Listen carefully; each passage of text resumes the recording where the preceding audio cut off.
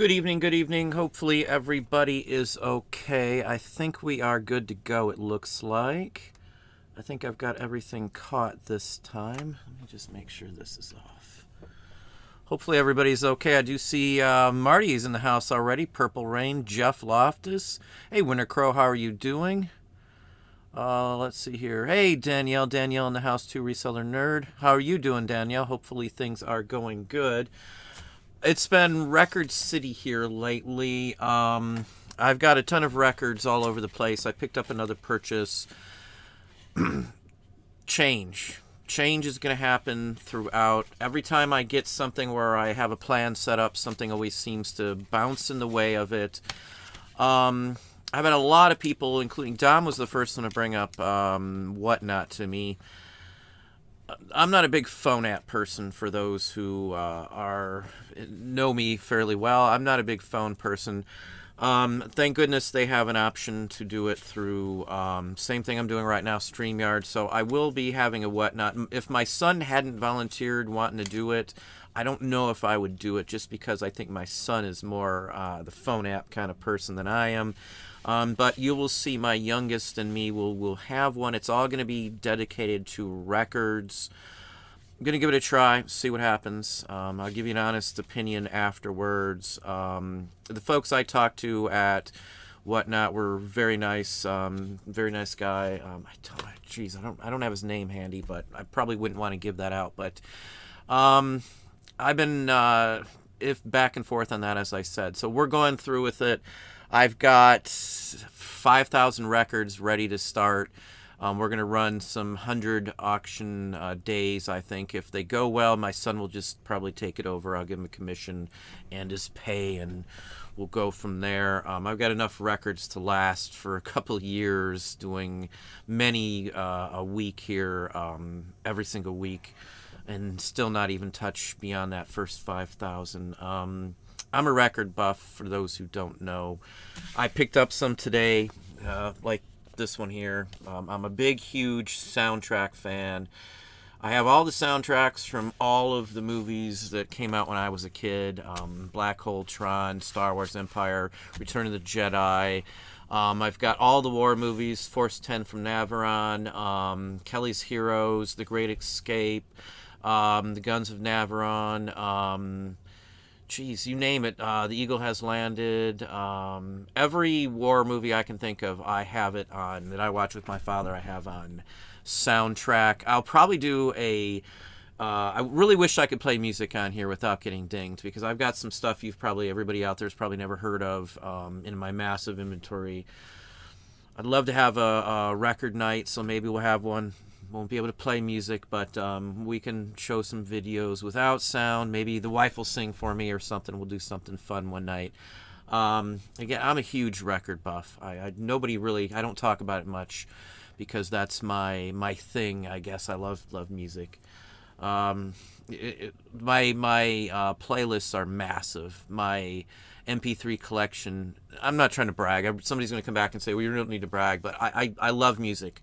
I love pretty much everything but disco. I'm not a big, huge super fan of. And country-wise, I like the old rockabilly bopper countries, more like Johnny Cash and stuff like that, more so than most all the new ones. Oak Ridge Boys aren't bad. I used to live with one of the Texas Headhunters when I lived in Florida. He was in the group, the guitarist or something, and I listened to them a lot, been to the concerts with them, but that's been a long time ago. There's another country person.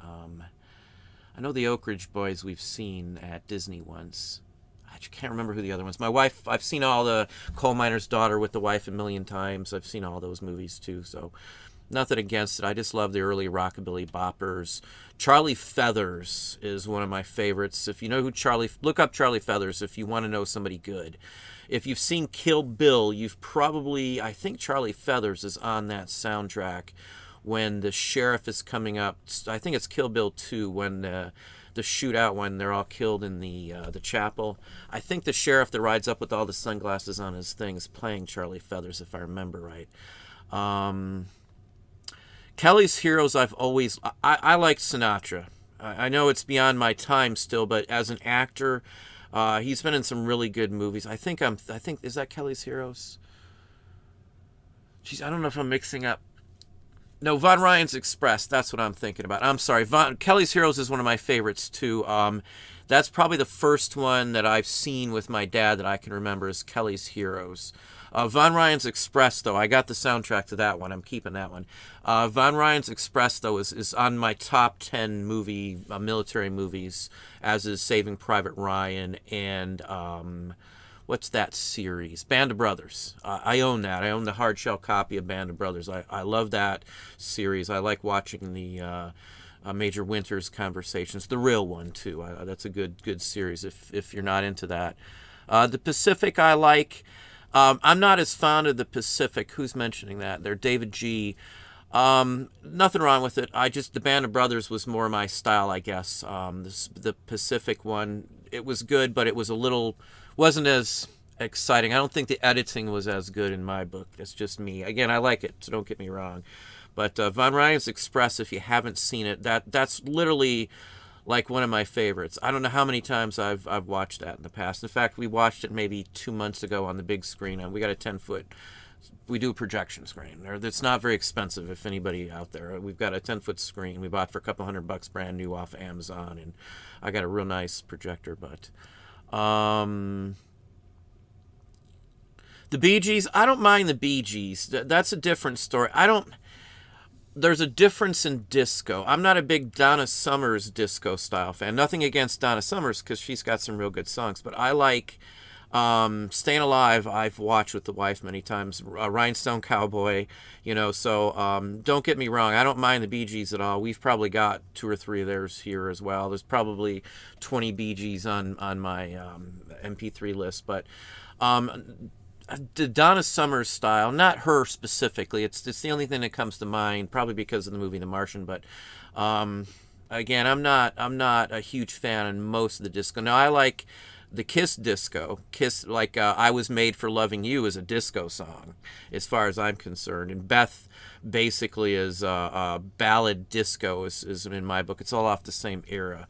And I like I Was Made for Loving You. That's one of my favorites by them, too. But I got like 20 favorites by Kiss. Hang on, where are we at? I'm not going to give away age. Some of you already know how old everybody is here. I'm not up on everybody's age. Rochelle is throwing it out there, or is that a movie? No, that's you say I'm 69. I'm in my 50s, let's just say that. Larry loves music also. Again, Jiminy Flip It. Marty is in the house. Another fellow YouTuber. Hey, Michelle. How are you doing, Michelle? Hollywood Reseller. Mental State Music. Good evening, good evening. Matt Jake, welcome. Hollywood Reseller. We've got a Hollywood casino around here, and I always hear that name. Black Crystal Dice. Hey, how you guys doing there?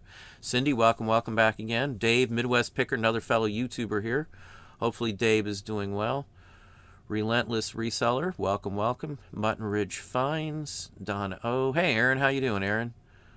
Hopefully everything's doing. We're going to go to talking about eBay and stuff. I wanted to talk a little bit about these eBay mailers and a few other things. I had a question on those. I did order a box. I promised somebody I would and give them a shout out. So I'm going to give you my honest opinion on these.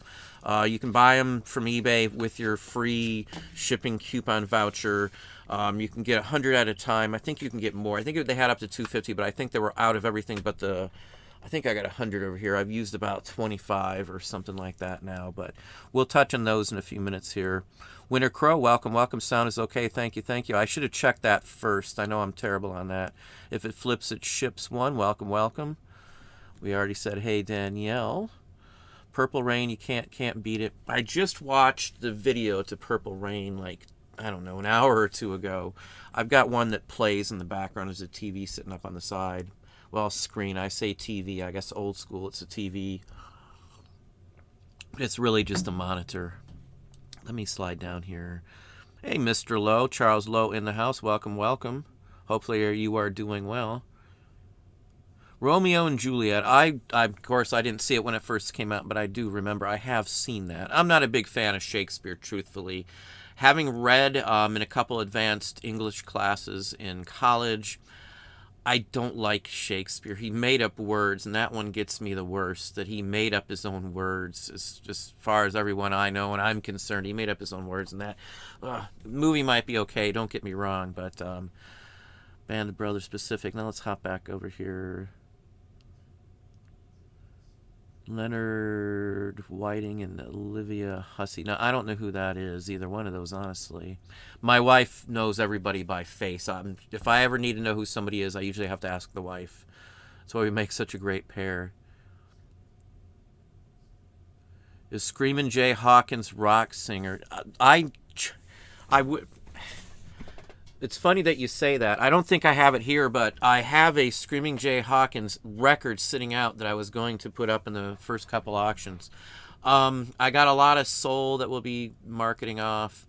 I'm just going to throw them up like cheap, and if they sell for whatever, they sell for whatever. I'm not looking to make a fortune off of them. I just want to clear some room out. We've got way too much room occupied by records. I've got a lifetime worth of selling records if I was doing it on eBay. So I'm going to I've got some lots we put together too. I know people ask me all the time. Again, I'm going to be fair about the prices. I'm going to tell you the truth on what I paid for them and all that kind of stuff. They're stuff that I've picked out. I just picked up a Miles Davis lot. I got a little a short I'll put out maybe still this evening, but I don't know. I picked up 8 or 12 Miles Davis mixed in with the big lot. I'll burn a couple because Bitches Brew is in there, and if you don't know that record, even if you're not a jazz person, I don't think I can show it without the green screen messing it up. But Bitches Brew is let me just see. This is my favorite Miles Davis of all time. Let me just quickly see if you'll be able to see it. Yeah, you won't be able to see it very well. You're missing all the blue, but that's Bitches Brew. If you take I took a jazz history class in college, you're going to talk about that album. And we had to listen to a song out of it. I shouldn't say had to, but I mean, we listened to a song out of it, and then I ended up getting the album. So I'm not a huge into like I don't know, some of the out there stuff like Sun Ra or something's a little out there for me. Look up Sun Ra if you don't know who that is, but I like some of the earlier Miles Davis. There's a jazz club here in Maumee, Ohio that I've been to a few times. I don't mind that stuff.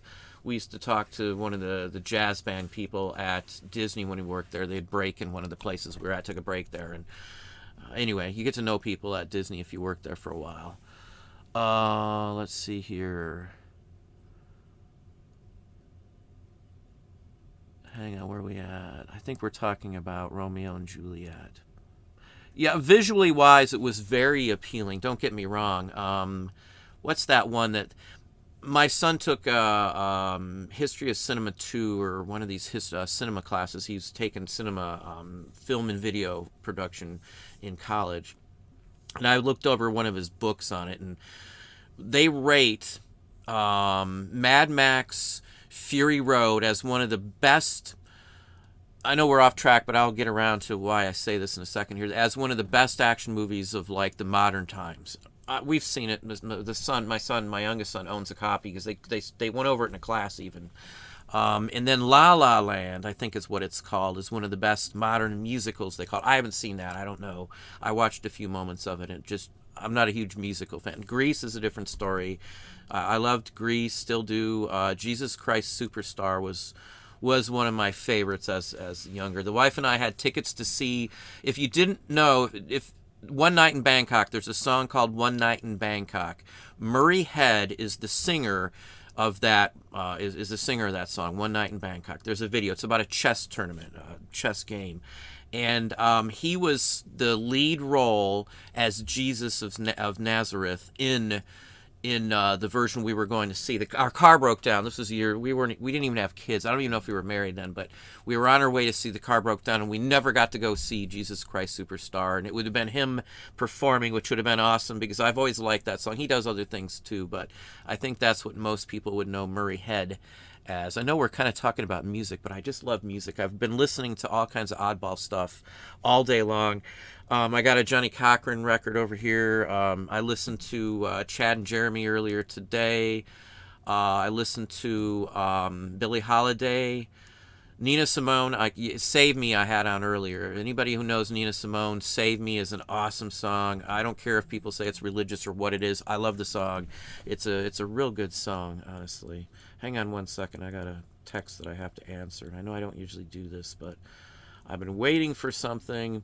We've had a lot of good stuff going on this end here where I don't want to get into too much at this point, but I've got a guidebook that we've been working on. I've been going back and forth with a publisher now. Those in Patreon will still get the same copy like I promised, but it will be published, it sounds like, one way or the other in a book form, and that's what we were looking for. It'll be the first one I have out. We've got some kids' book things going on in the background.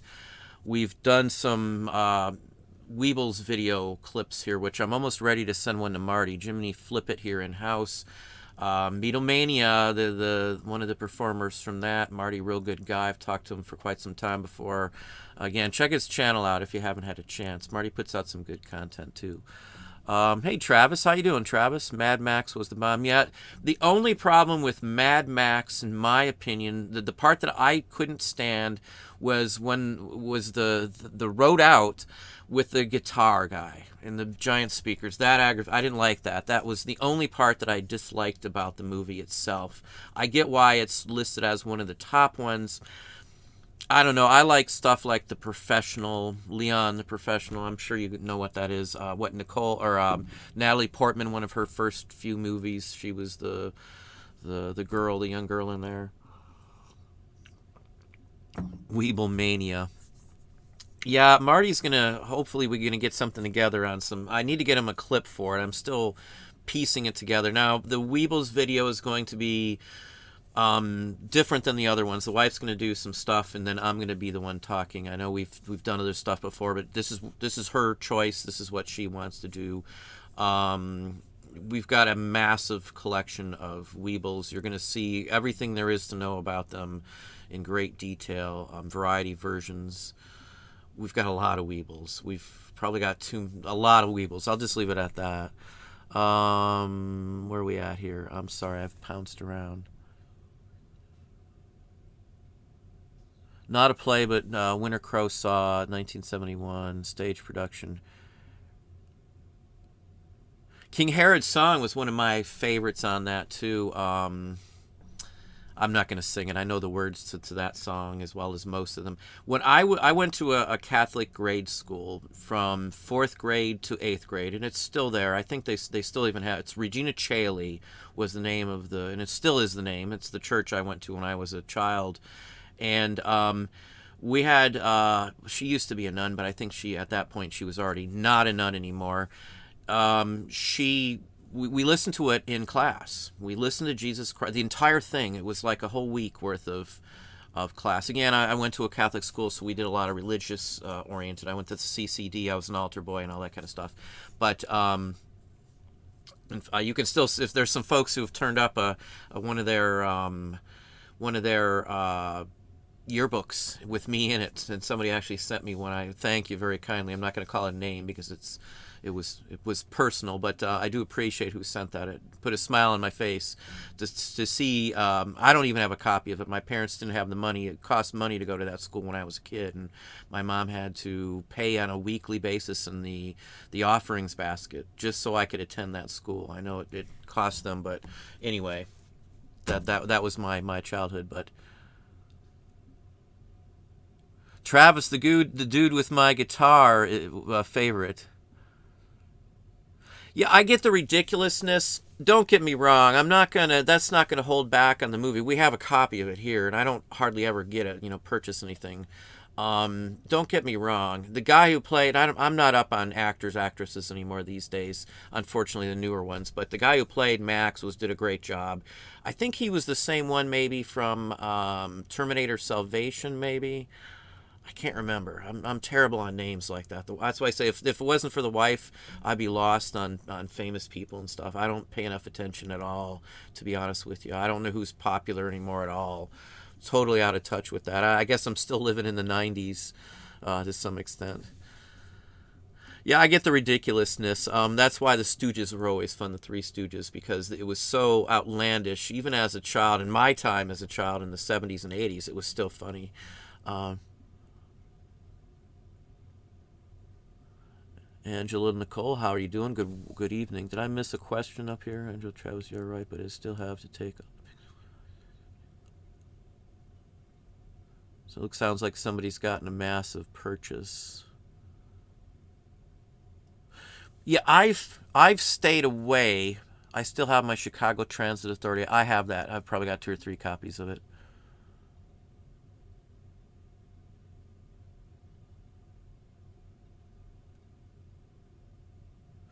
Yeah, if somebody bought a huge, massive lot, I get asked all the time on. Are we frozen up here?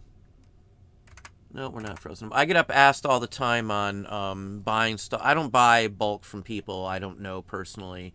I don't really need to buy any more right now, so no offense to anybody if I turn you down on that. I'm not looking to buy stuff from people. I'm not trying to make money off of everybody. Obviously, I make some from the videos, but it's not like you think. It's not some massive. You couldn't live on what I would make off of the videos. Honestly, nobody that I know could probably live on it. But anyway, I don't buy from people usually, especially, directly reach out from this. Once or twice I have in the past, and I don't want any hard feelings. I wouldn't want somebody thinking I was using a situation or using who I am or what I do or something to take advantage of somebody. And that's just not me. I feel weird about that. I think we're all caught up. Let me slide back down. Yeah, Marty's going to get to see the Weeble clips first. The wife's in some of them. The title, it's going to be, it's totally revamped. Let's just put it that way. 5-day flipper, good evening, good evening. Welcome from PA as well. Let's see where we at.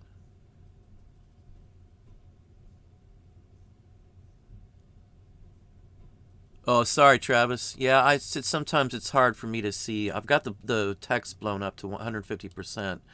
I should have probably blown it up a little more. I've had to deal with some vision changes that.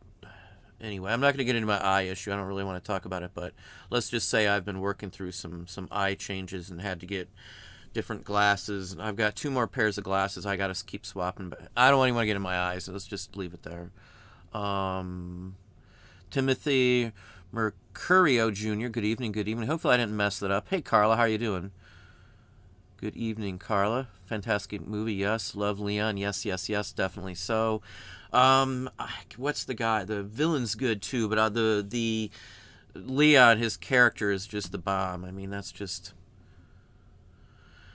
Yeah, there's Travis again. I'm sorry. Black Hole. I saw the Black Hole in the movie theater, and not only did I see it in the movie theater, we saw it on the preview night. The one thing I did with my parents and family, my brother, and when my brother and I were like really good close friends, we all went to the preview movie night. And I remember we went to see it. It was I think it was the Showcase Cinema here that doesn't even exist anymore. It used to be in a street called Secor here in Toledo, big massive one. It was the biggest theater they had there, big huge. I mean it sat. I don't know, maybe 1,000 people. It was huge for my age. It was, and we saw the Black Hole there. And when it panned over the digital version of the Black Hole with the green and the black background, and it spun down there, that was the bomb. I remember as a kid because how old was I? I think it came out in '78. Is that what it was? Yeah, 78, 79. And I mean, I was 10. It gives my age away, and I just loved that movie. The shootout down the chasm when the meteor goes inside the ship and rolls down there, that was awesome. Same thing with Tron. I saw Tron in the movie theater. Fabulous movie back for a child back in those days. I think that one came out. I think Tron came out in '81. I used to be a big Disney fan. I even worked there because of that for 10 plus years. When I was a child, my parents would take us to see like the Apple Dumpling Gang Rides Again with Don Knotts. I ended up working at Disney, and I'm in the background. You can see me in a Don Knotts produced segment there. I got to see and meet Don Knotts, which was kind of weird because I grew up watching the Apple Dumpling Gang movies. The computer wore tennis shoes with what's his name, Kurt Russell, or uh, the Sun, Kurt Russell, I guess that is the Sun. I mean, I love those vintage, corny movies like that. I've seen them all. The Computer Wore Tennis Shoes was one of my favorites as a child when I was like 6 or 7. The Cat from Outer Space, I think, was one of the other ones we saw. I saw all those in the movie theater. It's one thing my parents did do. They'd pile us, my cousins, and some friends. There'd be like 8 kids in the back of a wood paneled station wagon, which was new almost at that point in the early 70s, and we'd all go to the drive-in theater when the drive-in theater was the thing. Let's see here.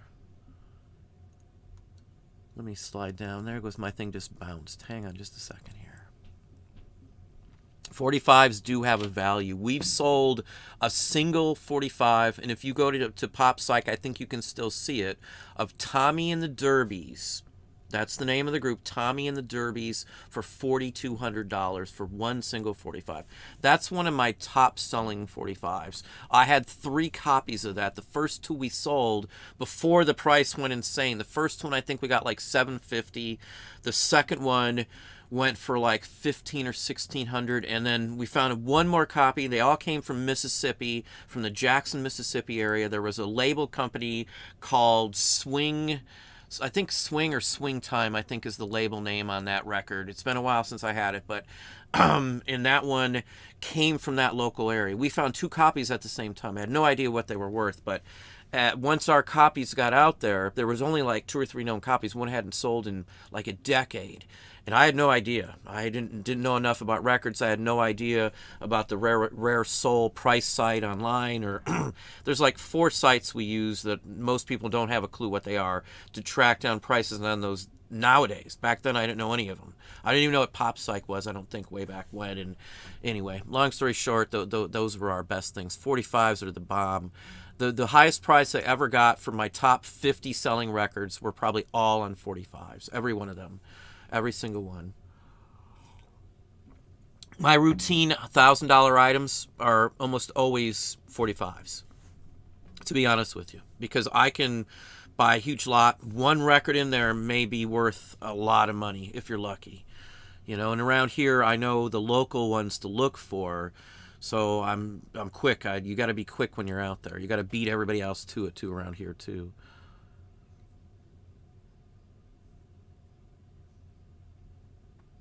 Yeah, I was offered an estate, and I passed because it was family. I didn't want any bad feelings. There was already people saying, well, after I was offered something, hey, you know, somebody else wanted it who was closer. I don't do anything family anymore at all. Not for anything. I don't try to get involved. I let them deal with it who they want to, and I don't offer my services. If they come to me, I still almost want to say no every time, just so there isn't any bad blood. That's how life is, unfortunately, but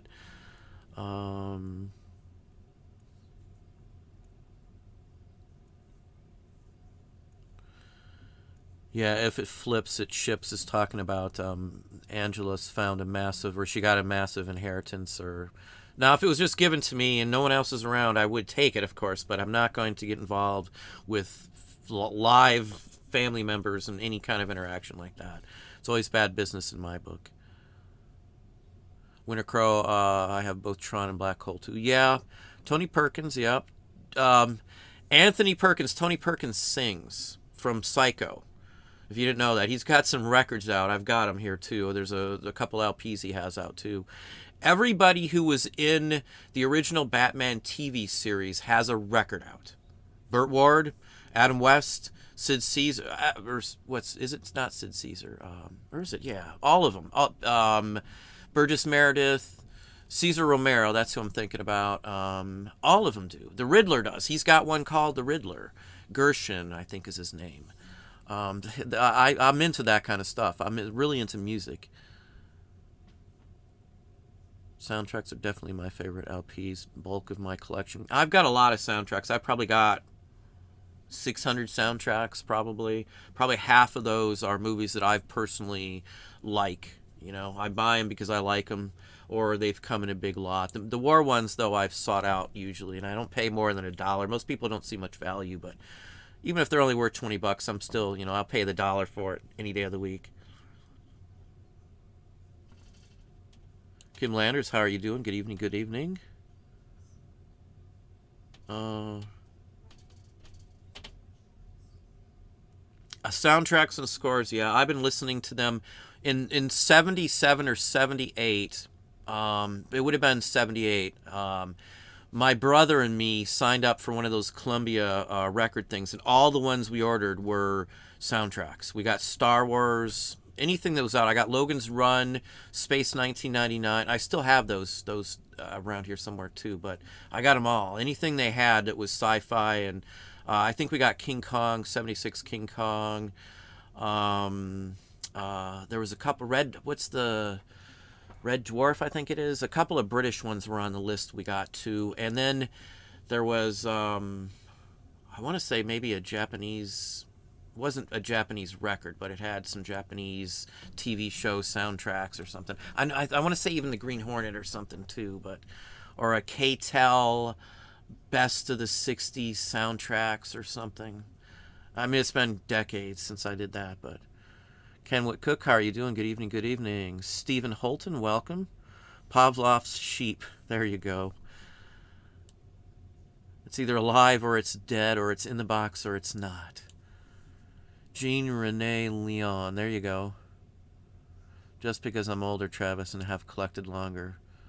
Tron, Travis, I saw it in the movies too. Yeah, I'm talking the original Tron, and I wished I would have known and had all the toys, but my parents didn't have the money back in those days. I never was lucky enough. I had Migos. Me and my brother split. We got half of the ones we wanted, each of us, and that was it. And then another year I got Micronauts. In 78, was it 78? I would say 77, we got Micronauts for Christmas, and that was the best Christmas I can remember. Because we got Astro Station. Well, I'm not going to go into names. Most people probably don't know what they are. But Astro Station and Hornetoid were the two that we wanted. And my brother, I think, got Hornetoid, and I think I got Astro Station. I had those till that was the first items that I sold on eBay, mind you, was those toys.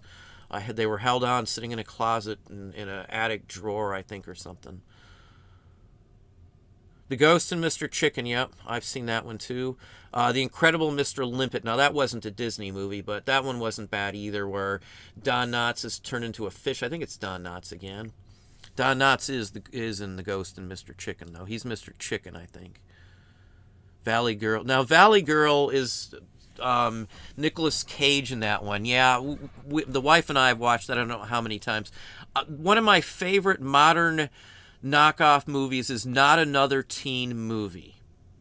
I'm sorry, but that one is one of the funniest satirical satire movies, knocking on every one of the movies we all grew up on. That is like one of my favorites. I don't know how many times we've watched that with friends and stuff. Not Another Teen Movie. That one's the bomb. And there's some nudity in it. I'm going to warn you ahead of time, and there's some foul language here and there. But overall, that's just a really good movie. It's one of the best thought out ones. Even like The Dining. What was it? Anthony Michael Hall is the name of the hall that they're eating in. And that has they do a real good takeoff on the Breakfast Club in there, which is, is it called the Breakfast Club? Yeah, my brain's dead. I've been running all day long here since like 6 in the morning. It's been a really good day. I'm glad. I've put in a lot of hours today in the last couple weeks, but I feel like I'm wired up. Things have been running so smoothly and everything. So anyway, Rochelle, love Don Knotts. Yeah, when we worked at Disney, sometimes they would just come in. Sometimes you may have had to stay out there or come in early and they'd do something before the park opened up for the regular crowd. And I would usually volunteer. My name was on the list every time they did, because you got time and a half, and sometimes it turned into double time. And if you did like a catering feature, like a movie studio rented up the back lot area to do like a function for like a movie or for the crew or something like that, you'd get sometimes like a tip. And the tip was it was like $150 for 4 hours of your time, and just the tip, and you were already getting double time. So I always used to volunteer. So anybody who was around, I didn't care who it was. It just happened that it was somebody I remember from the movies, which was really weird. You can see his car. He's in a car. They're doing a procession for some TV commercial or something. And I'm standing behind for like, I don't know, 10 seconds in it. And to me, that was cool. It was the first thing I ever got lucky enough to accidentally be in. But that was just because I happened to be in the right spot and I was wanting the money. It was all about the money at that point. Nowadays, I don't. It's not so much about the money, but I've grown wiser, and more things are more important to me. Yeah, yeah. I can't tell you how much the movies Winter Crow. Star Wars came out and changed my world. I know people say that and stuff. I snuck out of the house. I saved up every dime of allowance. I didn't buy anything for a while and snuck out and saw it during the day when my mom didn't know I went to see it. And me and my brother saw it like 7 times in the first, I think, 3 weeks. It was playing at a dollar theater by then. I don't remember if we saw it. I think my parents took us to see it twice. I'll take that back, twice. We saw it once in the normal theater. No, I'll take that back. We saw Star Wars once, and then we snuck out 7 times, me and my brother. And then Empire came out, and we saw Empire twice. They took us to see Empire in the normal theater, and then there was some hinky get Darth Vader's autograph, and Peter Mayhew was supposed to be there, and we went to see it at a drive-in too. My parents took us to that. The drive-in was right behind my grandparents' house, and I could actually, or their apartment, they lived on a third-story apartment after they moved out of their house, but we could watch movies from their apartment and turn on the radio, and as kids, sit out on their deck and watch a movie at the drive-in. It had to be the right one we wanted to watch, but anyway, the old days. I had very fond memories of Tron. I remember we went to see it in the evening, and I think my parents took my cousins. I used to hang out with 2 cousins, and my parents and their parents would babysit. They'd babysit all of us, and my parents would, and then their parents would, and my parents would go out to dinner with them. And so, anyway, long story short, there was always like 4 of us, me, my brother, and then my 2 cousins, and I think we went to see it. And I remember the shooting each other and pretending all this stuff on the way back. It was awesome as a kid. But we all grow up. As the title of the video, which we haven't even touched on, and I'm 40 minutes in. Things change. I have so much fond memories of those days. I guess part of the reason why reselling is so much fun is because of stuff like this. I mean, when I pull this out and it's an original Vista 1979 pressing, it's a thrill. It's a thrill because as a child, I didn't have this. I didn't even know this existed. But this was out when all the other stuff was out. I didn't even have the action figures as a kid. I never went to a toy store. My parents didn't take me to grocery store or to department stores. I never saw that kind of stuff when I was a kid. My parents never had the money. So, for me, this is like reliving a childhood I almost didn't have. And it's very fond memories. I mean, you can't go wrong about it. Just, and I think about the action figures that I didn't know existed, like the humanoid that was available only in, I think, Canada and Europe, and, fond memories. And interesting, too, no barcode, so it is the original one on the back, but it still was digital recording, which I find very interesting. Of course, it had some computer animated effects with the green latticed black hole spiral at the beginning and the end for the credits.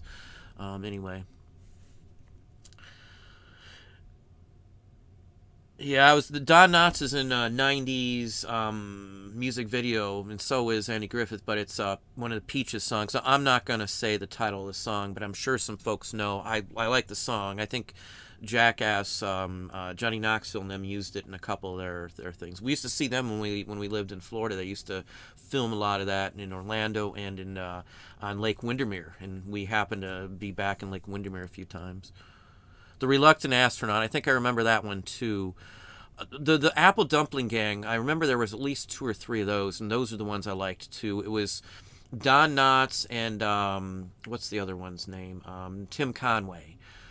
My parents used to watch the Carol Burnett show, for those who don't know what that is. And Tim Conway and was on there a lot, and he used to do the dentist where he'd shoot himself up with Novocaine. I mean, we used to love those shows. Harvey Korman was on there and stuff. I think that's where the show, what was it, Vicky or Mama's Family came from that, I think that's what it is. I never watched that show, but my mom loved Carol Burnett. Just like Lucy. I love Lucy. I've seen every episode of that. Vintage Vani, how you doing? Good evening, good evening. Hopefully I pronounced everything correctly. I know I'm terrible on names sometimes. I don't want to miss anybody here. Private Eyes. I saw that. There's a with that, Travis, with Private Eyes.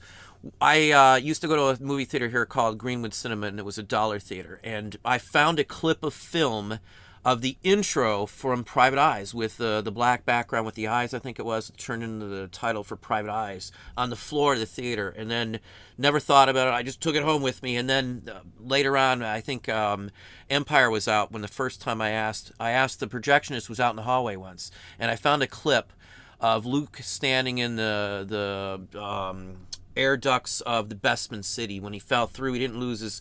I don't think he lost his hand. I think he was still searching for Darth Vader at the time. And I asked him. He was out there, and he brought me... He said, come on, I'll show you. He brought me into the projection room and gave me a popcorn, one of the large popcorn cups full of all the scraps from Empire and all kinds of other movies after that. And from that point on, I actually ended up working there. I got a job there. He hired me there, and I worked there until I moved away from town and everything.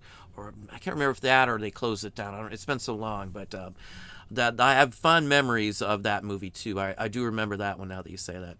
Night of the Comet, I honestly have not seen. Yeah, I'm surprised. That's one of those I have not seen. Escape, I've seen Escape from Witchmount, Return. I loved those movies too as a kid, I have to say. I don't remember the kids' names, but my parents took us to see that. Bedknobs and Broomsticks we went to see too, stuff like that. What's the other one? Candleshoe was another one. I don't think that's Disney Candleshoe though, but I think Jodie Foster was in Candleshoe if I'm not mistaken, about a treasure in the house. And those are the type of movies my mom took us to see. In whenever Airplane, the first Airplane movie came out, my parents took us to see that. And I'll never forget it. There was a scene with Jell-O and then some female anatomy shown, and my mom couldn't have any of that, and we all left the movie theaters. My mom didn't want to see it. Nothing against my mom. That's how she felt, and we ended up leaving because of that scene. So my parents would never take us kids to see anything like that. It was always like a Disney film or something like that. That's how I grew up.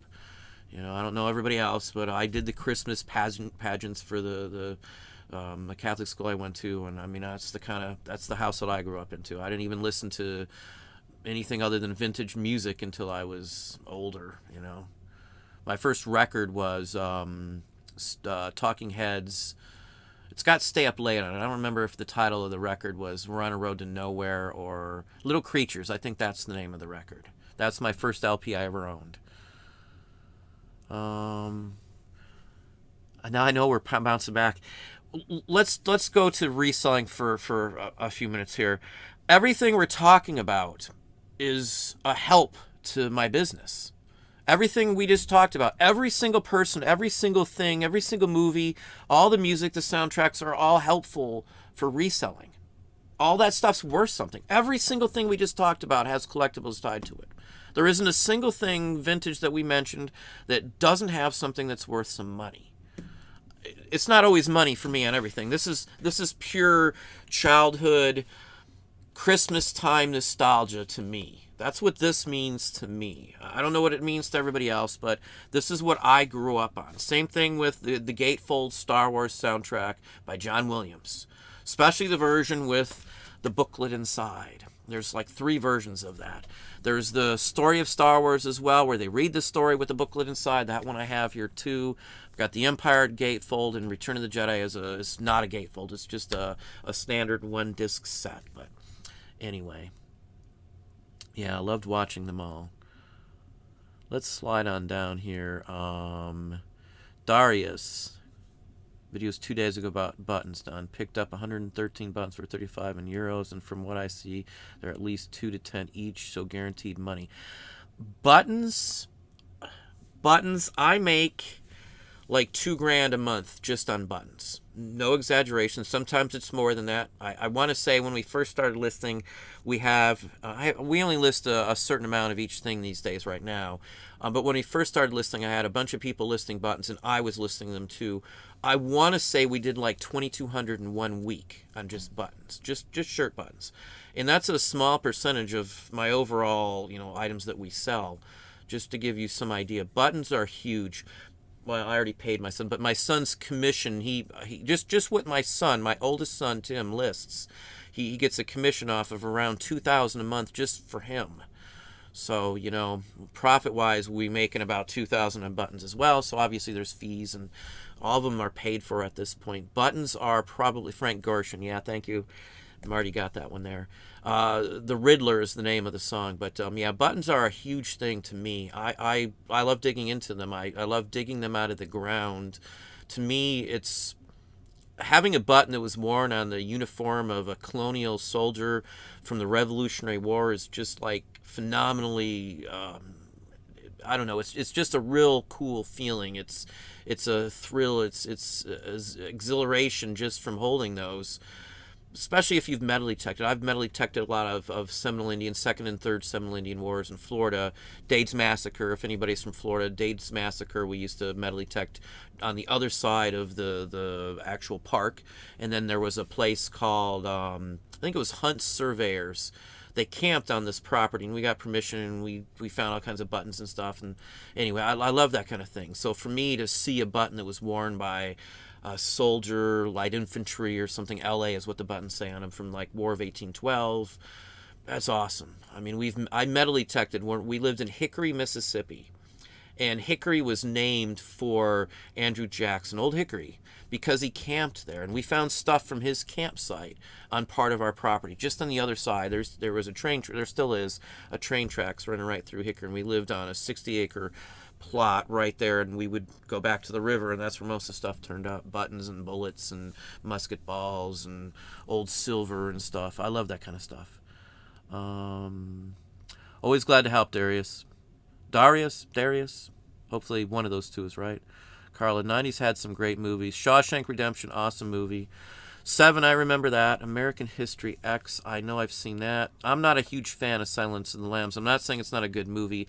I don't like that kind of movie. I'm not a big horror slasher type at all. I don't like those. I'd rather have a historical or a sci-fi any day of the week. That's just me. Nothing wrong with any of the other ones. I don't mind a cornball one either.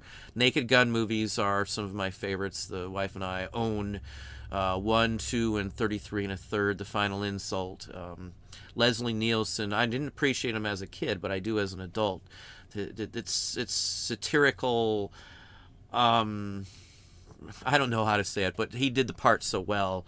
Considering that he played the captain in Forbidden Planet is just awesome to me too. Leslie Nielsen is the captain of the spaceship in Forbidden Planet, which Disney did the animation for the monster in there, if you didn't know that. I used to have all those massive Disney books, the big, huge, thick ones, World of Disney and stuff. I don't remember the name of them, but they were really expensive back then. But and I used to read up and everything on Disney. I was a big Disney freak back in those days. I have an Anthony Perkins LP. There you go. Cesar Romero, yes. See, I'm terrible on the names sometimes. The wife can instantly put them together. I may remember the show the person's on, but I don't half the time remember the names. I know like all the standard people. You know, those that I really liked, like Von Ryan's Express with Frank Sinatra. I've always liked him since the minute I saw that movie. He does an awesome part in there. He's Ryan, if you didn't know, and they call him Von Ryan. You see the movie. I'm not going to spoil it if you haven't. If you haven't seen Von Ryan's Express and you like military movies, I 100% recommend that one. For anybody who likes any of the ones we talked about, like Kelly's Heroes, Force 10, Guns of Navarone, any of that stuff. The Eagle Has Landed, A Bridge Too Far, Bridge on the River Kwai, any of that stuff. Those are all on those top 10 lists. Pebbles, Sand Pebbles with Steve McQueen. That's another one of those that's not too bad either. I've seen that one many times. He's got a BAR in there, Steve McQueen. And if you know what, in fact, I did a mock-up of a BAR for my one of my Star Wars outfits, but BAR is a pretty bad-looking weapon there anyway. I don't know what the BAR stands for. I used to remember that kind of stuff, but out of sight, out of mind. I know we're just rambling today. I do apologize. Let's get back. Vincent Price. Vincent Price was pretty bad too. Yeah, I liked Vincent Price, and he does a lot of the horror Halloween narrations on some of the soundtracks that we have. In fact, it's between him and Basil Rathbone doing those narrations. Let's go, Stuart. I know we've wasted way a lot of time just talking about nostalgia. I'll probably have to just do a nostalgia video because I could talk about this stuff all day long. change on reselling in 2022. Things are changing. Things not only, I just put a video up for those in Patreon. It's a 40-minute video. It's a longer video, and that's just the first part of it. Prices are changing right this second on stuff that we've been selling for a long time. Today's video touches on a specific topic. I'm going to touch on more of those and I'm going to do a bunch more of those types of videos because prices are changing. Right this very second, in the last 2 years, items and categories I sell in are dropping. We're going to start bulk list. We're going to pull some listings down in the near future. We've already talked about this, and we're going to lot them up instead of singles. Some of them are going to be sold as lots of 5 instead going forward in some things. Prices are changing. Structure's changing. Things still tied to investment material has changed the market. It has skewed everything for the last 2 years.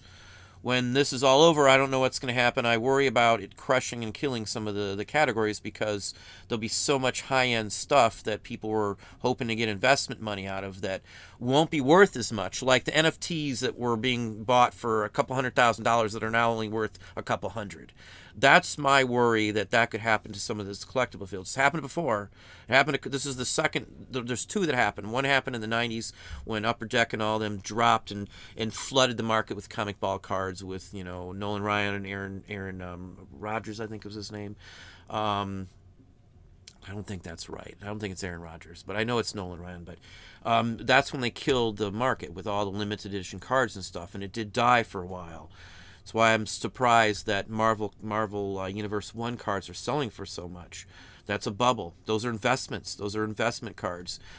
I'm ready to change. I'm not going to pop into NFTs and all that stuff, though. That has no interest in me at all. I'm not, even if there is money there, I'm not into that. I'm not into crypto. People hit me up all the time on that stuff. I'm not into it. I'm not going to push it.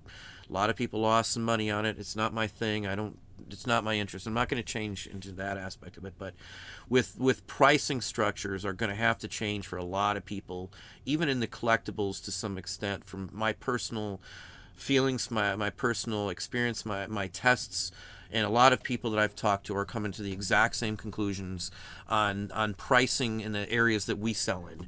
So we're going to talk about those in some Patreon. I'll have some videos up here as well, but I think that needs to be addressed very soon, and potentials for making some money on this when something does happen to crash. There's a potential to make more money than anything else if you're in the right position. With the pandemic, again, I'm not trying to milk anybody. I would never try to take advantage of somebody. Let's put it that way. If somebody gives me a price and says, hey, this is what I want for it, if it's worth more than that, I mean, that's the whole business everybody does. A business, a national company making clothing line or whatever, they only have set amounts into it, and they want to get this much out of it. If you watch, like, Shark Tank, for an example, they'll tell you landed cost. Landed cost is all in. You've got it here in this country. That's everything it's going to cost you to get that item mass-produced and shipped to wherever your destination is. That's landed cost. And usually they've got some crazy profit margin. That's the same thing we're doing. There's nothing different as a reseller than doing what any full-fledged national company, international company does with their products. Wherever you go, they're doing the exact same thing we're doing it. It's okay for them to do it, though, because of who they are, and it's a national company is my take on it. We're no different than them. Even if it's a one-person operation, I was one person at one point. Even if you're just one person, you're doing the same thing everybody else does. I never feel guilty. I hear this all the time. You should feel bad about ripping people off. If somebody sells me something for $5 and it's worth $100, I didn't make them do anything. I've just paid them what they asked. If I asked them to take $2 instead of $5, I'd be ripping them off because I'm asking them knowing that $5 is a good price. If you've seen some of my videos, I don't argue with people if it's a good price. I don't mind somebody else making money. I don't mind selling stuff less. I don't always have to have top dollar. I don't care if somebody makes a few bucks off me these days. I would rather always underprice some of my stuff a little bit, leave a little bit of wiggle room so they'll feel like they got a good deal. They're going to come back. What I've come to realize over the years of doing this, don't look at it like you got to make every dime. Because if you're going to make every single dime, I know where every dime went, but I don't have to make every dime. Because eventually you might have people that are, oh, this guy wants is my money. He's not giving me a break if I keep coming back. That's why one of the best things eBay has added lately has been that little moniker that says repeat. I like seeing that on there. I know for sure right off the bat, hey, if I don't remember the name, I know for sure that they've bought from me before. Always give a repeat buyer a break. Always. They're going to keep coming back to you. Why do I sell so much of things that other people can't always sell? Because a lot of the people buying it are repeat business that we've built up over, 15, 20 years of doing business.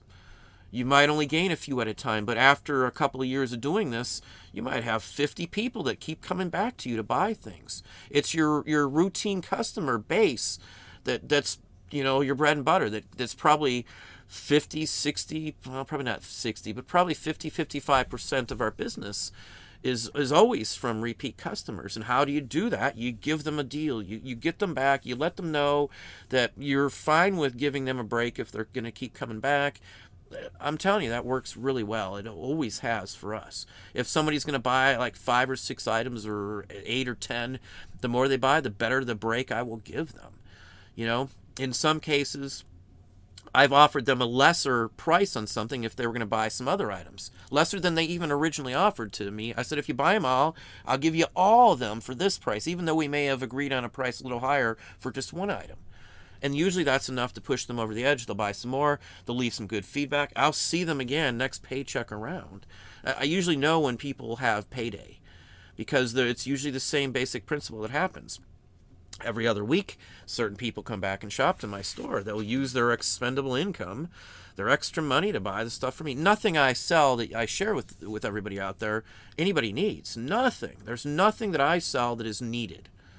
And that's the difference, because the people who buy my stuff out of season, in season, or whatever, have extra money. If they didn't have extra money, they wouldn't be buying my stuff. So again, I picked stuff that people don't have to sell over anything else, because those usually do me better off. I don't have a dip in the summer months like everybody else does. My revenue is still solid across the board. If I need to get some more rev coming up, we swap somebody from doing something else around here and we have them do nothing but list. Or the wife will hop on, or I'll hop on, and we'll all list at the same time, boost up a couple hundred extra listings, certain percentage of those sell, and I get some more money in. It's not always about making bank on every single item you do, in all honesty. I've honestly learned that the best way is to be more lenient on your pricing structure, I guess. I'm not going to price everything super cheap, but those who buy from me come back because I have let's say a 3x pricing structure I'm using. I'll discount it maybe a 1x, so I'm still 2x, and I'll still take something off that 2x. 1x is what I would want bottom end to get out of an item. That's the point. I want to get this much out of it. Anything over that is just good as gravy. So if I do a 3x, I can mess around with offers, with prices, with sales, with a markdown, with a offer to a watcher. All of that stuff is where I get this, where that all comes into play. I had somebody make a comment, why am I called the auction professor? And this is a valid question. I'm not trying to disrespect anybody, because I've had it many times. I've had the auction professor for years. And years ago, you couldn't do anything but auctions. Most of my career at reselling has been auctions. I still do auctions occasionally. We are going to run some on Whatnot and see what happens. So, the name sounds better than Buy It Now Professor. I don't know. I've had the name for a very long time as well. I've had the registered trademark on that for a while, or whatever, registered with the state and all that stuff. But anyway. Run, runner, run. Yeah, Logan's Run. Now, I heard they're going to redo that. I don't know if that's true or not, but I honestly heard they're going to redo Logan's Run.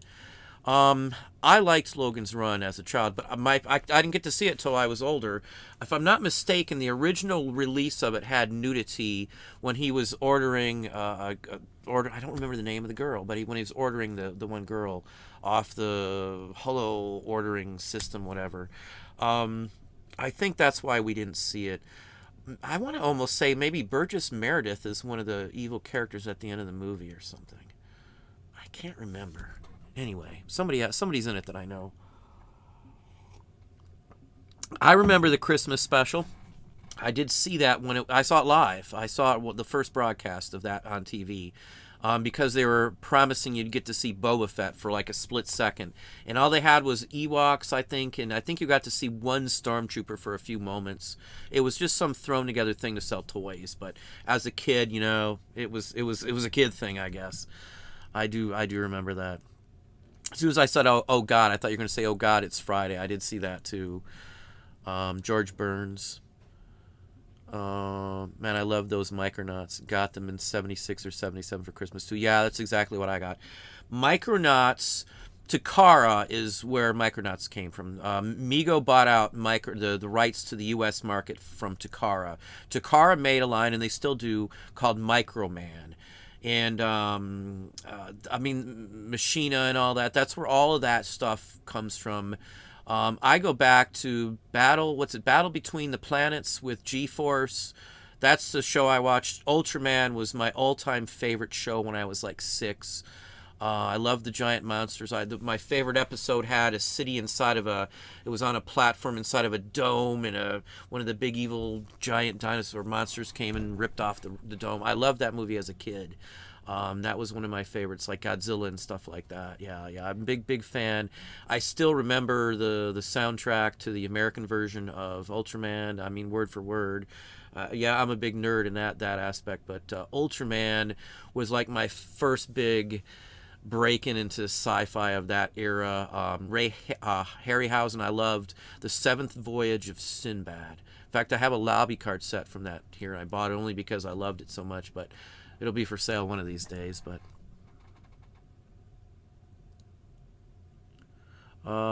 let's see where. Hornetoid was an awesome alien vehicle, still hoarding my huge micro. I wished I had all mine, Timothy. We sold them to get started on eBay, to be honest with you. The solid colored Micronauts or back then they were selling for like $80 a piece, and I had like 12 or 15 of those. We made a lot of money off of the Micronauts.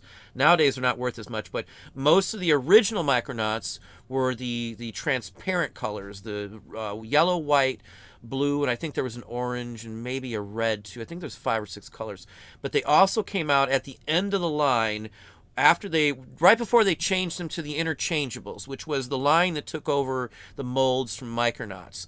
And then after that, it became, who bought it up? I think it was Lords of Light was the last run of the original molds. Some of the figures like Star Searcher from Micronauts was used in another series, another like Star Trek or... I can't remember the name, but it was used in something else. They reused bases and stuff for various different things. Hasbro was bad at that. My kids have watched all the Cheech and Chong movies, all of them. Up in Smoke, Still Smoking, next movie. Things Are Tough All Over. I'm missing one. I can't remember the last one. I know we've seen the Corsican Brothers and all that. I don't mind that kind. I don't mind the or the I'll say it this way, the drug culture, whatever you want to call it. Doesn't bother me at all. It's just life. In this state, you can get a medical ID card to legally use marijuana for medical reasons. I qualify for that if I want. I've got a permanent condition with one of my... I'm not going to get into that anyway, but anyway... Yeah, my kids love those movies too. You can't go wrong with those, in all honesty. Fast Times at Ridgemont High, the wife and I, the only time I watch stuff usually is at night, just before bedtime. And we had Fast Times at Ridgemont High on maybe 2 weeks or less ago. We've got a 60-inch in the bedroom, but I love that movie too. Any of that time frame, I'm a big fan of those. What's the other one? Like Valley Girl's a good movie. Don't get me wrong. Can't Buy Me Love. I like that one. I can't think of the guy's name. Dempsey, maybe something Dempsey, who's the lawnmower rider. That was a good movie. Say Anything. I always liked Say Anything too. For those who know that one, with Peter Gabriel and holding up the boombox. They've taken off on that on like Family Guy, American Dad, so many times. All this stuff's worth money. That's why I like walking. I've got the soundtrack to Fast Times at Ridgemont High here. I like running into stuff like that. I've got film clips, actually 35 millimeter film from Fast Times at Ridgemont High. I've got it from Star Wars. Anything that came out in the 80s, I've got film clips from it these days, from the projectionist as well as when I worked there. They had stuff in the attic and in the projection room for a decade or more when I started working there, and he let me take it all home, all of it. I had movie posters and standees. I used to have the refrigerator standee from Who Framed Roger Rabbit. I sold it on eBay years ago, but we used to have that. It was like life-size refrigerator, cardboard, with him head knocked out with the flying birds. It was mechanical and all that kind of stuff. My boss he was a projectionist not just for the Greenwood Cinema, but Showcase and all the major ones, the AMC theaters around here. So I got to get into other movies with him. We got to see Spaceballs before it came out. It didn't even have a title on it at that point. To Be or Not to Be, another Mel Brooks movie. History of the World, Blazing Saddles. All those movies are on my top list, the top 100s. Young Frankenstein. That is so out there. It's outlandishly funny. Like Abby Normal. That was one of my favorite lines out of that, with Marty Feldman in there. Again, a very famous, well-known actor, had been around for years. His stuff's collectible, Was Star Wars Episode 1 really unpopular? If you're talking about the newer Star Wars, I don't like any of them. I haven't seen any of them. The first movie my oldest son went to, I think it was my oldest son, was The Phantom Menace, I think, which is that Episode 1, I think, is The Phantom Menace. I wasn't impressed. I didn't like Jar Jar Binks at all. That kind of killed it for me. I didn't like the child that's saving the day and the pod racers, and that killed it all for me. I can't watch the original Star Wars either, though. I hate to say it, just because it's boring nowadays to me. It's not enough action to draw me. And as a kid, I was blown away by it. But things changed. The technology changed. The effects changed. I hate that he changed and added and revamped the movies too. I'm not saying they're bad movies. Don't get me wrong. There's a class at UCF in Florida that was just on Star Wars and comparing it to Greek mythology and stuff. But it's a good movie, don't get me wrong, but I would rather watch a little more action-packed. I'm a big fan of the Bourne movies, Bourne Identity, all those movies. So I'd rather watch something like that these days if I'm going to put my eyes in front of a screen. Just me. Let's see where we at. Let me slide down. These chats are great, sharing all our fond memories and how it relates to our reselling too. I'm Winter Crow. I'm dead serious. If that is like the biggest joy of doing this to me. To me, I can walk up on something I remember as a child every day of my life. I can go and see a book or a paper. Usually, if I want to find something of my childhood, I can go to most thrift stores in the paperback section and pull out one of the Star Wars ones or something. That's usually, if I ever want to find something, that's usually what I can do. I picked up some action figures, and those I really like, especially if it's ones I had. Because I don't have any of my action figures, I think, at this point, other than maybe a couple Micronauts here or there, and that's about it, I think. I don't think any of the Megos exist anymore from my childhood or anything else. I do remember I had some of the big G.I. Joes when I was really young, but I have no idea what happened. I don't remember me getting rid of them. Maybe my parents did. Sometimes my mom stuff would just disappear. She'd get rid of them, but anyway.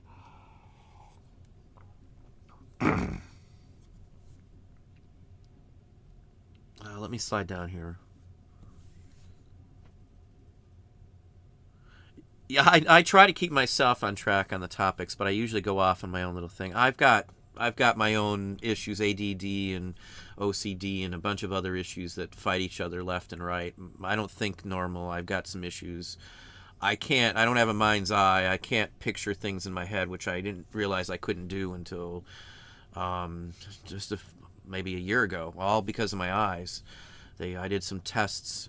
There's a name for it. I'm not going to try and pronounce it again, but I've got where I can't picture anything in my head.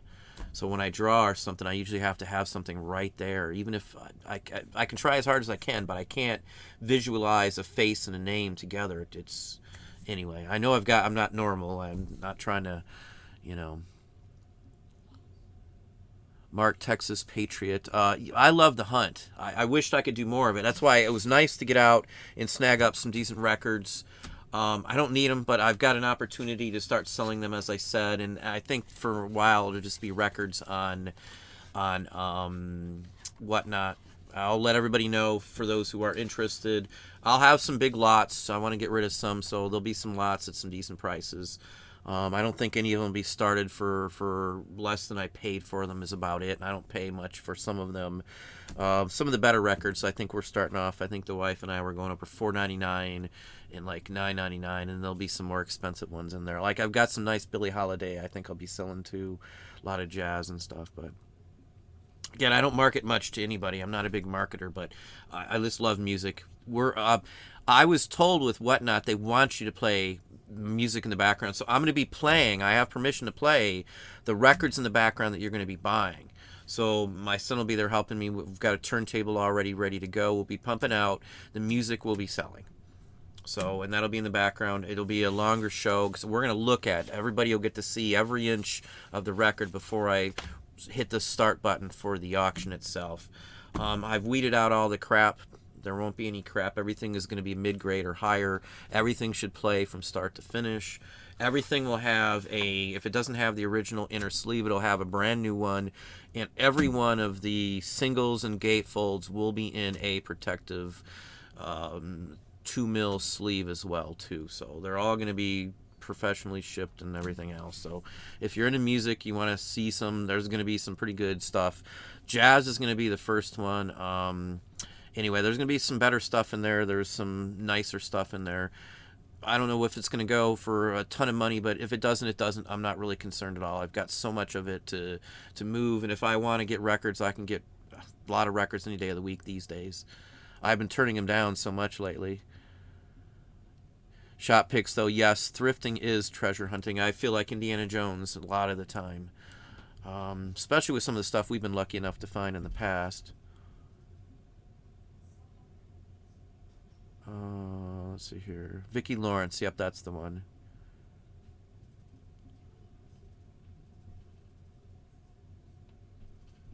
Shantanu, how are you doing? Good evening, good evening. I don't want to miss anybody. I kind of get sidetracked.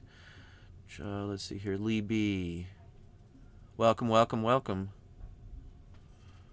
I've seen obviously everybody knows the candy with the conveyor belt episode. That's like one of the best ones out there, I would guess. It's always the one that they show for clips.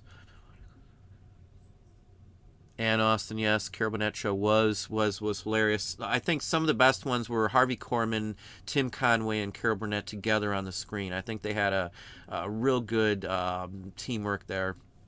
Some of those were just hilarious. The ending, the black hole blew my damn kid brain. I think I only figured out what happened like 3 years ago. Yeah, it was a good movie. I have to say, I've watched it in the last year or two. I don't have much time to watch much stuff. Sometimes it's just playing in the background, but there's some scenes I always like watching. My parents wouldn't take me to see Alien. They said it would be too scary. I was 10 or 9 or 10 when it came out. That was one of the ones I always wanted to see. They said you'd be scared and blah blah blah. Hey, Joe, how are you doing, Joe? Yeah, Red Skelton. I got his autograph around here on a booklet from the Copacabana, I think in Miami or Havana or something, I think. Carol Burnett show, so funny. Tim Conway was another Don Knotts type of comedian, yep. Tim Conway and Don Knotts were the Apple Dumpling Gang, if I'm not mistaken, was it? I think that was them. Could be wrong. Flip Wilson, I remember Flip Wilson too. I've got records of Flip Wilson here too. Hey Daryl, how are you doing, Daryl? Yeah, I liked Ghost and Mr. Chicken. Somebody else brought that same one up a couple times as well too. That is a good one for sure. You can watch the Red Skelton show on YouTube even. I think most of them are up online. Some of them are public domain. Yo Possum's Closet, welcome, welcome. Tony and Tia, welcome, welcome. I have not, as I said, I haven't seen Night of the Comet that I can remember. The wife, I'm sure, seen it. She likes Pretty in Pink and all of those. There's one more. I can't think of the other one. There's one more in that same genre, like the Molly Ringwald, newer teen Rat Pack kind of kids. I can't think of the others. One more though.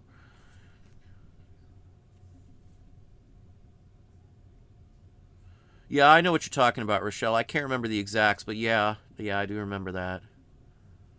I saw Airplane in the movies like 5 times. My parents wouldn't do it. Chitty Chitty Bang Bang, yes, I've seen that. I liked, what's his name? Dick Van Dyke. No, was it Dick Van Dyke? The guy from Mary Poppins. What's his name? See, I'm terrible on the names.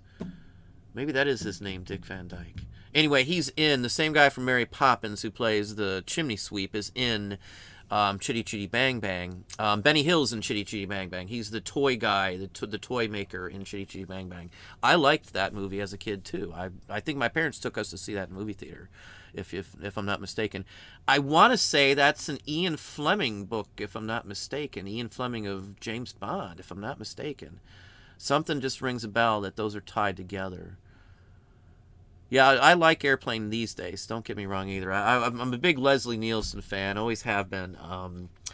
Dragnet, I wasn't as big a fan of the TV series or his old the Police Squad series, but the movies, the Naked Gun movies, are awesome. And so is Van Helsing, where he's the vampire. That one's pretty clever too, I have to say. That one's pretty funny. And so was Friday the 14th, I think, is another one. Isn't that what that... It's either Saturday the 14th. I think it is Friday the 14th. That one wasn't bad either. What's the one? Love at First Bite. That's another one of those vampire ones with George Hamilton, I think, playing it, if I'm not mistaken. Now, I like some of the old westerns, Ralph, from the 50s, too. I don't mind those type. John Wayne I grew up watching, too. Western-wise, F Troop is like one of the ones I used to watch as a kid. I've seen most of the Davy Crockett's as a kid. That's kind of Western. That's more, I guess, exploration. But I have fond memories of all of those kind of things. The old TV series. I used to watch Hogan's Heroes, too, all that. My parents used to watch MASH. My father knew Jamie Farr. He was born and raised in the same area of town. The old Polish-Hungarian area of town is by Tony Pacos, as a matter of fact. That's where my father used to live, that area.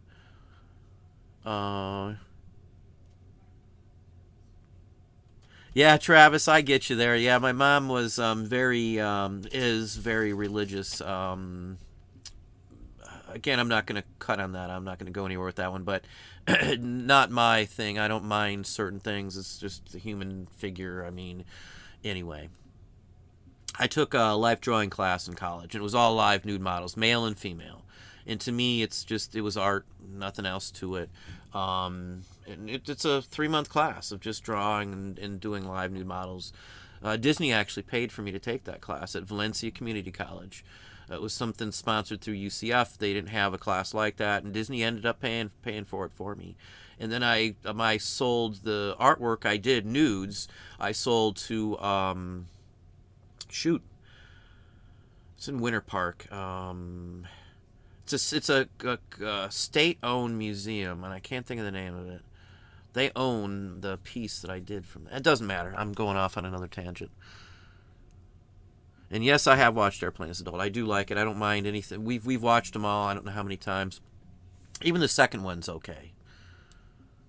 I think William Shatner's in the second one, if I'm not mistaken. Bobby Boris Pickett, Monster Mass. Yeah, I have that one here too, honestly. I've got the 45 on, I don't remember the name of the label. It's a white promo label. I had it in my head just a second ago. Garpex, I think, is the name of the label. Garpx, maybe, I think is the name. But I've got the album too. It's like a cartoon horror story cover. Good song. If you ever on Amazon, there's a show called The Life and Times of Tim. It's a cartoon. We've watched like every one. One of the episodes, the guy on there, the only thing he knows is like the Monster Mash. He turns out not to be a nice guy, but I always think about that show whenever I hear about the Monster Mash. Queen, News of the World. I know that album very well. I've got a couple copies of that here. Dave Midwest Picker. Nothing wrong with Queen. I think when I was once I in the 80s, my biggest thing that I liked was Led Zeppelin for the longest time after I heard it. I never knew what Led Zeppelin was until I was like 16 or 17 probably. I had no clue. My parents would never listen to anything like that. And I said, I'd love to hear some Led Zeppelin. And they had somebody had a tape. I think his name was Steve, who I was with at the time. And I'm like, that's Led Zeppelin? Part of, what's the song it's from? Maybe it's from the Center of Good Times, Bad Times. There's a weird solo where he's running the pick across the strings, and it makes a real creepy sound. There's a Detroit horror show that was on called Sir Graves, and they used part of that song. Maybe it's the breakdown section from Whole Lotta Love. I think that's what it is. And they use that just as it starts into the horror. And this guy, Sir Graves, used to dress up as a vampire. He'd come out of a coffin, and then he'd play on a Sunday. There'd be two old movies. They'd play two horror movies back to back. And he was like the MC or the video DJ, I guess you'd call it, of that. His stuff's worth a lot of money, mind you. There's not much of it around. He passed away years ago. Sir Graves was his name. And I used to watch that all the time. And I never knew that was Led Zeppelin until I was like 17. And that's after watching that for like 8 years of my life. I never knew that. But so I listened to a lot of Led Zeppelin. Around here on Fridays, they'd have Get the Lead Out at 6. And every Friday at 6, when I was a kid, they'd play 2 or 4 Led Zeppelin songs back to back. And it started the weekend off. I always used to love Led Zeppelin back then. I like heavy stuff too, and at that point, I was into the heavy stuff. We were doing. I lost my father. I was into some heavy stuff. I wasn't doing the right thing. Some green stuff would go into my system and stuff. I did a lot of bad stuff because of that. I was a out of control, lost person for a very long time. When I was a teenager, lost him at 17. I know I don't want to go into that kind of stuff, but that's where my head was at back in those days. But I love the heavy stuff still to this day. Big fan of heavy metal still. Most decent heavy metal stuff. I was just listening to Sweating Bullets by Megadeth, if you know what that is. Dave Mustaine. Anyway, P sells, but who's buying? Well, sorry to hear that. If it flips, it ships. We just lost a pet 6 or 7 weeks ago ourselves, so we fully understand. And my daughter coming. We got a dog from the pound. His name's Jack. I showed him in the last live show, but we got one from the pound. He was abused. It's taken some time for us to, for him to calm down and everything else. But he's a great dog, I have to say. We picked one that was older just because we've got the older dog already, still Jinx. The companion of the dog we lost, and she needed somebody else, so we picked one. He's still young, he's still a little too hyper, but he's mellowing out really easily, so it's a good dog. Yeah, Daryl, I saw every Godzilla movie too as well, all of them. Gamera, Rodan, all those movies were my thing, just like Ultraman, because it was all basically the same basic kind of thing. I love that kind of stuff, that's where Mighty Morphin Power Rangers came into effect. It all started with those 60s Japanese shows, which all started from the 50s version of Godzilla. That's where this all started, with the radiation, and it all is a spawn from all of that. And it's continued and advanced, and that's where this all came from. Micronauts all fits into there as well, too, as Microman and the whole works. Machina and the whole works. All of it.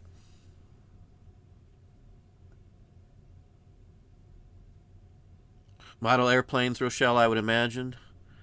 Used to do that. I used to like the battleship ones. When does it make sense to submit an autograph for authentication? I have pictures of Jack Nicholson, of himself, and as his character in the movie, 5 easy pieces. I looked at the difference between...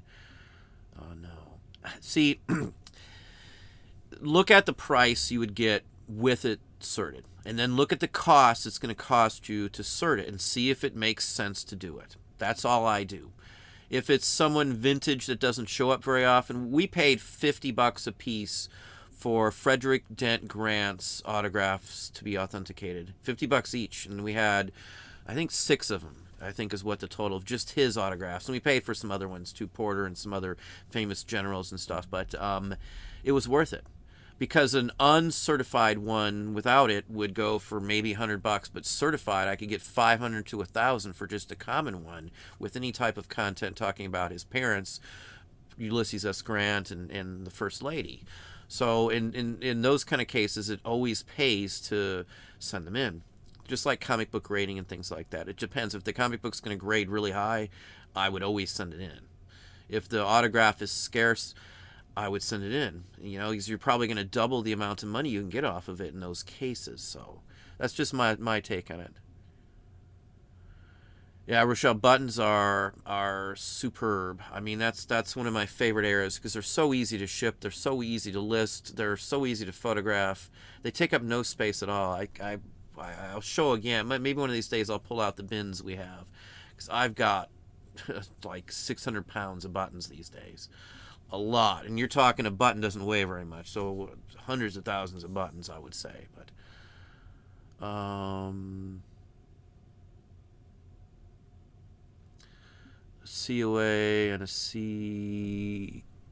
COA is way close to $600 and I have 4 of them.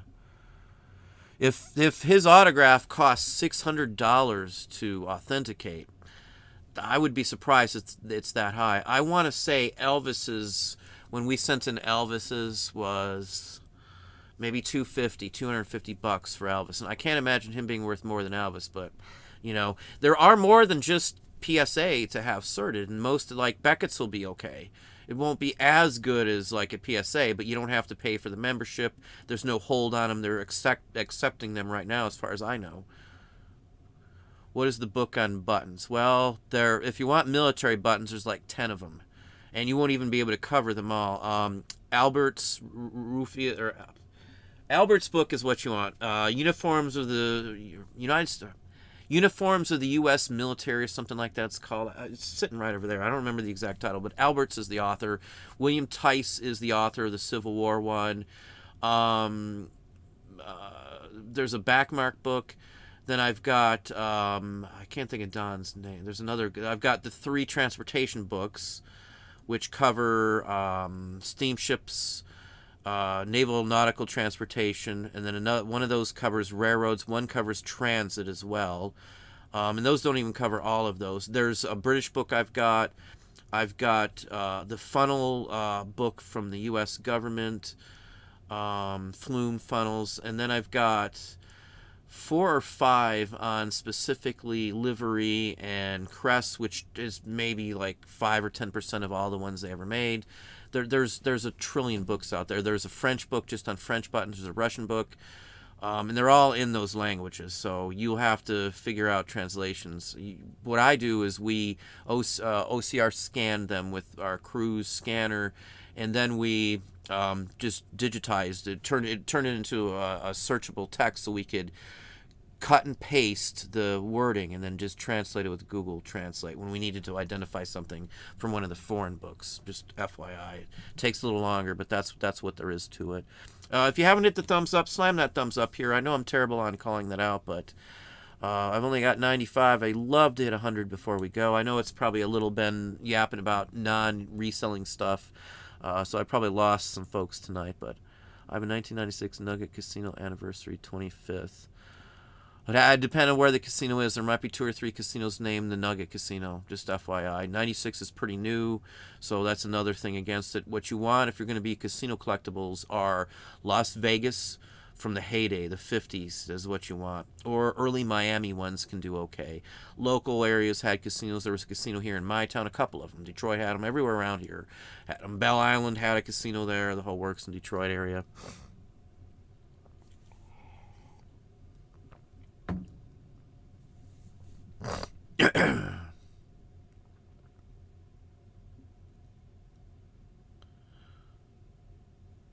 What is the book on VHS and Laserdisc price guides other than commercial websites? That's mostly it.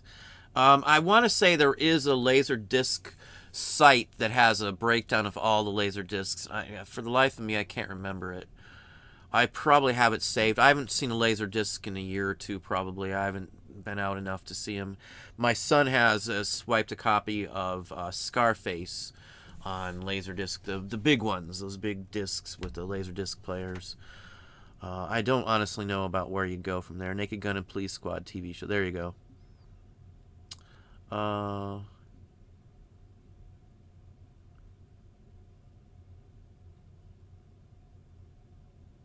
Yeah, the prices are based. Travis is talking about the prices on like PSA. They're based on the value of it. That's how comic books are done. So if it's valued at $1,000, that's what the price is going to be based on. Their authentication on it, or their grading. It's all based on the value of the item. That's why the Elvis one was so much more expensive to have it authenticated. That's why if you're not sure if it's, you better be darn sure if it's a couple $100s to have it authenticated that it's the real deal before you ever send it in.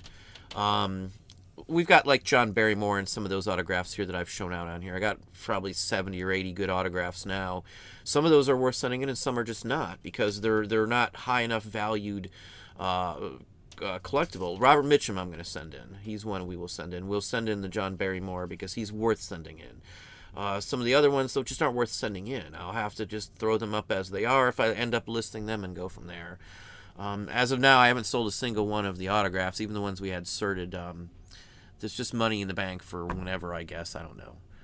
We hang on to things. If we need the money at some point, maybe we'd go out and do it. Liberty Sports Card, well, thank you very kindly. Good to have you on. We're going to start selling first for someone just getting into reselling. If you're into sports cards, I'd start selling sports cards. Something you know. I know the stuff I sell. And part of the reason I know it because I grew up on it. So it's not just me knowing it because I spent a lot of time. I grew up on this. I've been around this stuff since I was a kid. My parents took us, well, not my parents. My mom took us to garage sales when I was like 6 and 7, so she wouldn't have to get a babysitter some days. My 2 cousins would be drug along with us.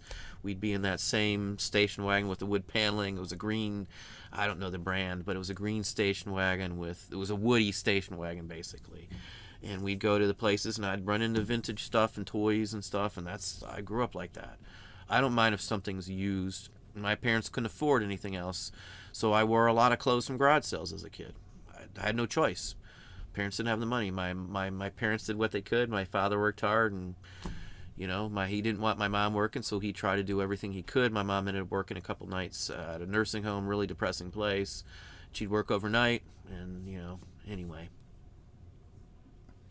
Yeah, The Great Escape is on my list of great movies. The bike jump in there, I was told Steve McQueen did it, and then I've also been told he didn't do it.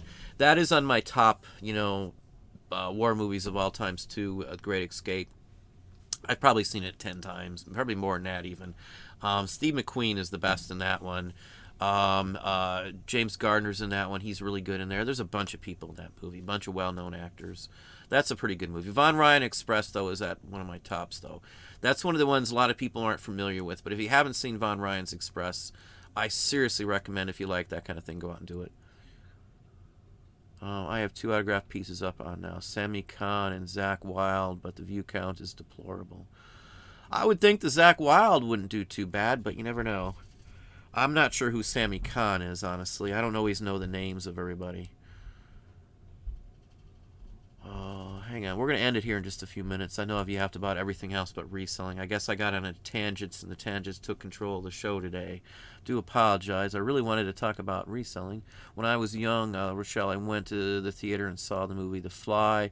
Had nightmares for 20 years after that. I saw The Fly. In fact, I personally won tickets to go see it for free. Me and somebody else went. I remember it was just a riot. People were drinking in there. We weren't. We didn't even think about that.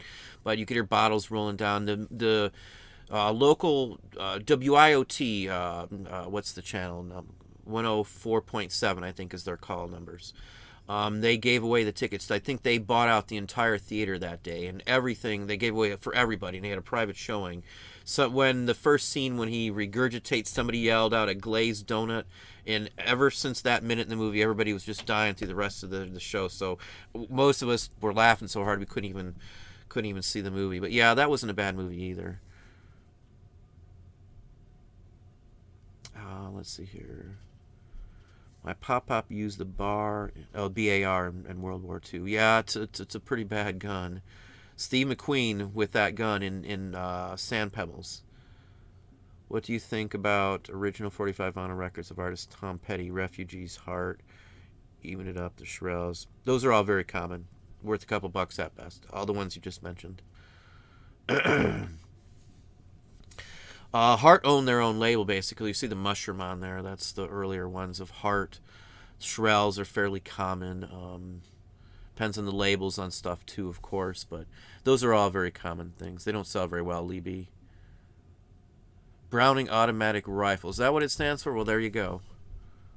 There you go. Dave knew the same thing. Stephen Hulton knew the same thing. Yeah, I don't know. I didn't know what it stood for. I know I looked it up years ago, but out of sight, out of mind. I've modeled a gun. I've got a big wooden gun sitting there. I've showed it in a video once or twice, but I got stopped by the police at a costume event for Halloween. I wanted to check it out to make sure it wasn't real because I painted it and detailed it, and it's got some heft to it. I used 2x4, 2x6s I cut it out of. It's a big, heavy thing. Ended up I had showed it like 50 people the night I took it out. Raining Retro NC, good evening, good evening. Have seen all those war movies, love The Great Escape, yup. Golden rules start with things around, yeah, there you go, or you know. Turkey Creek Jack Johnson, how are you doing? See, Vincent Price this is Chantanu, spokesperson of Cousin Sub. I did not know that. Yeah, he was the master of horror, definitely so, definitely. I met Peter Cushing once before and stuff like that at Disney. It's one of the cool things. I got to meet a lot of people. Last Man on Earth, yeah, I remembered. I saw that one too. I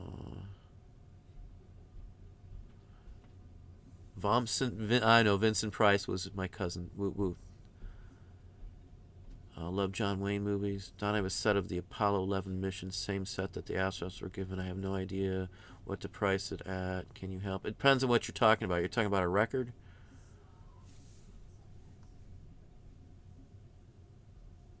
That's okay, Winter Crow. Don't worry about it. Cufflinks, tie pin, and bar. It would depend on the maker and all that kind of stuff. I hear all the time they'll say, well, the same one given to the famous person, same one this, same one that. It's not always the case. You'd want to look it up and research a little bit on eBay. Chances are you'll be able to find single versions of it if it is the same one they gave them. Yeah, sports cards did get beat up. Stamps, first issues, or photos. Yeah, I see the same thing. Well, we better let it go. I've already went longer than I try to always go, but I appreciate everybody coming on. Next week we'll actually get back to, yeah, we've got some idiots on the feed. Always takes a couple of them. Thanks, Midwest Picker, for deleting those off there. But we're going to let it go. I do appreciate everybody coming on. If you haven't hit the like button, slam the like button here. I got a bolo video coming up. I know I didn't even get to talk to these, so I guess I'll have to do a separate video or something. We'll do another discussion on these. I'm sorry, I get kind of carried away. I've had fond memories all day long digging through records and stuff from my childhood. So, again, it gets sidetracked. Things change, you got to change with it. So anyway, we'll let y'all go. I do appreciate everybody coming on. I thank you very kindly, and I hope you all have a good evening.